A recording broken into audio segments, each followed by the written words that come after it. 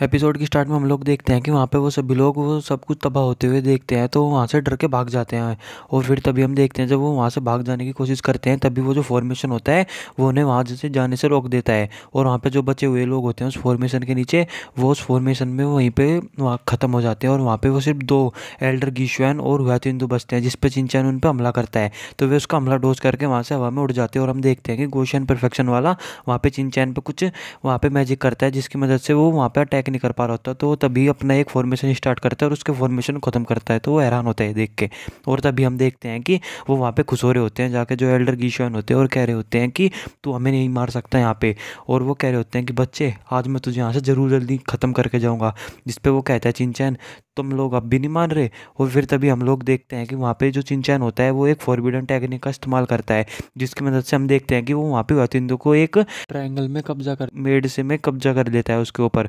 और तभी हम देखते हैं कि उस पर बहुत ज़्यादा पेन होने लगता है उसे। और जो उसके एल्डर होते हैं वो उसे वहाँ पे आके उसे छूने की कोशिश करते हैं, लेकिन वो उसे भी दूर फेंक देता है। और फिर तभी हम देखते हैं कि वहाँ पे बहुत ज़्यादा एक रोशनी हो जाती है और वहीं पे ख़त्म हो जाता है वातिंदु।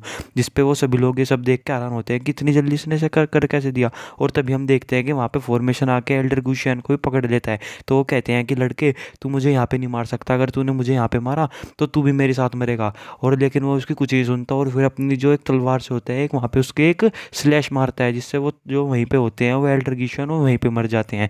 उसके बाद हम देखते हैं कि वो वापस से अपने एल्डर पे आ जाता है और आके वहाँ पे खड़ा होता है। जो उसका फॉर्मेशन होता है वो भी ख़त्म हो जाता है। जिसके बाद वो वहाँ पे उनकी जो भी वहाँ पे रिंग होगी, वो सभी वहाँ पे वो जितनी भी रिंग होती है वो सारी उसके पास आ जाती है। और फिर वो उन सभी लोगों को कहता है कि आप में से यहाँ पे जो भी चाहे वो ली शुएन सेक्टर जाके बता सकता है, लेकिन वो सिर्फ उन्हें बताएगा ही जाके कि इन सभी लोगों को मैंने चिंचैन ने मारा है, इसलिए इसमें फाइव किंगडम का किसी का भी कोई हाथ नहीं है। अगर कोई भी इनका बदला लेना चाहेगा वो मेरे पास आके इनका बदला ले सकता है।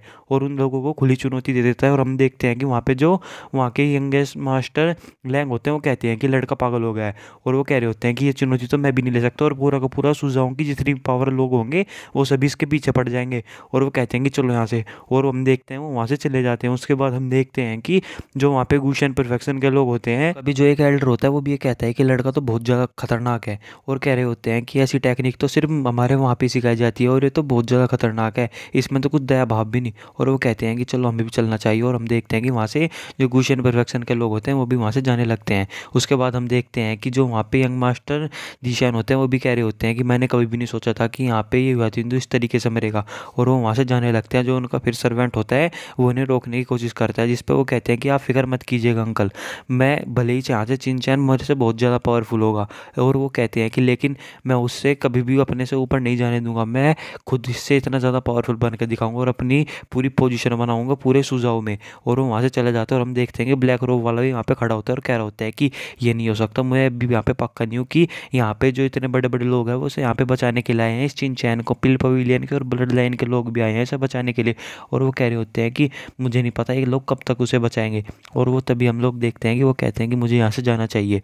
तो वो पूछते हैं कि क्या हो, तो कहता है चिंचैन की जाने दो। और फिर तभी हमें पता लगता है कि वहाँ पे जब वो सभी लोग आ जाते हैं तो वहाँ पे वो उन लोगों को बात बता देता है कि आखिर यहाँ पे क्या क्या हुआ था।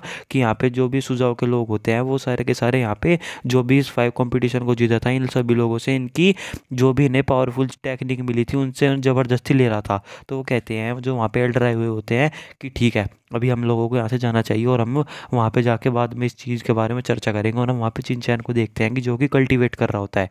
और फिर तभी जब वो कल्टीवेट कर रहा होता है तो वहाँ पे वो अपनी वही जो टेक्निक उसे वहाँ से मिली होती है रॉयल सोर्ड की, उसे कल्टीवेट करने की कोशिश करता है। और फिर तभी वहाँ पे उसके सामने कुछ इंस्क्रिप्शन से आने लगते हैं।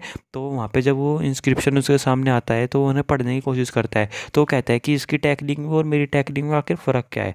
तो कहता है कि मुझे ट्राई करना चाहिए। तो वो वहाँ पे जब वो पढ़ता है तो कहता है कि वो मैं समझ गया, ये सारा का सारा sword, blood line, spiritual power, soul power और स्ट्रेंथ इन सभी लोगों पे है। और वो कहता है कि मुझे ये टेक्निक ट्राई करनी चाहिए। और हम देखते हैं कि जब वो उस टेक्निक को ट्राई करने लगता है तो वहाँ पे जो इसकी सारी सोल पावर और स्ट्रेंथ होती है वो सारी बढ़ने लगती है। तो कह रहा होता है कि ये तो सच में बहुत ज़्यादा अच्छी बात है।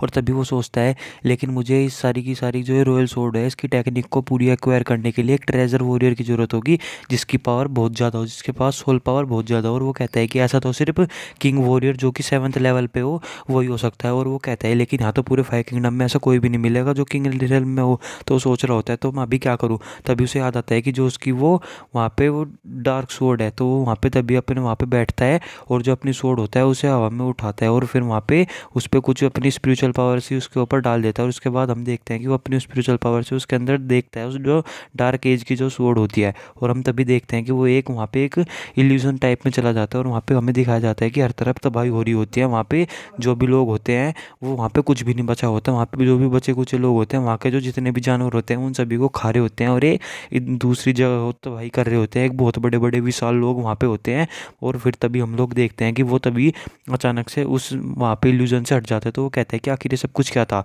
ये सब कुछ क्या डार्क एज के बारे में था क्या।